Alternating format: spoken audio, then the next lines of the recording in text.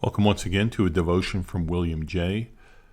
Today, Pastor J is looking at Galatians 4:24, which says, "So then, the law was our guardian until Christ came, in order that we might be justified by faith."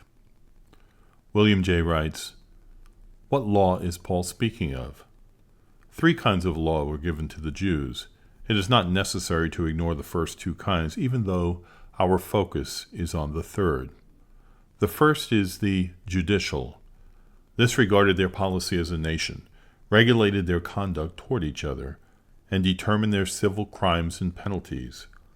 Even this was a type of leading to Christ, especially the right of redemption, which lay with the nearest kin and the provision of the cities of refuge. Happy are they who have fled for relief to Christ, as the Jews fled to the cities of refuge. The second type of law was ceremonial. This prescribed their worship and enjoined a multitude of services and sacrifices, which were all shadows of good things to come, but the body was Christ. Should we choose to study each thing in particular, it would exhaust our time. The tabernacle, the mercy seat, the altar, the table of showbread, the paschal lamb, all these lead to Christ and derive their importance from the relation. The Jews were in the infancy of the church, and these ceremonies were like pictures placed over the child's lessons. Taking them in their entirety may be considered a star to the travelers in search of the consolation of Israel, going before them till it stood over where the young child was, and then disappearing. And then the third type of the law was the moral. This was of a universal and forever obligation, being founded not on any positive appointment or authority, but in the nature of man and the relations between him and God, and between him and his fellow creatures. The substance of it is to love God supremely and our neighbor as ourselves. Is this reasonable? Can God himself dispense with it? Can he require less? Now this leads us to Christ, first by convincing us of sin, for the law is the knowledge of sin. It is due to men's ignorance of this law that they think so well of themselves. Did they know that it includes all omissions of duty in the number of sins, that it extends to the state of the heart as well as the life, and to our motives and principles as well as our actions?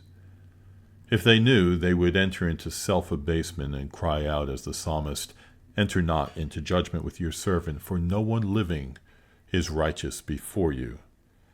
Secondly, by showing us our danger. This results from transgression, for the curse enters all with sin. Cursed be everyone who does not abide by all things written in the book of the law, and do them. If you were in a room where there was a dead lion, you need not be afraid. But if while you were walking by, he should come to life and rise upon his feet and glare his eyeballs and begin to roar, as he revived, you would die with fear. So it was with Paul. He says, "I was alive without the law, but when the commandment came, sin revived, and I died." The third way that this law leads us to Christ is by creating a despair of life by it. Here again the apostle tells us that his death to the law was also by it. "For through the law I died to the law, so that I might live to God." Thus you can see the extremity of the danger makes us call out for a deliverer. Famine taught the prodigal son to go back to his father's house, and disease drives the patient to apply to a physician, which he would otherwise neglect, and submit to a remedy which he would otherwise reject. The law is our guardian to bring us to Christ. The law, therefore, is good if used lawfully, and pastors ought to preach it.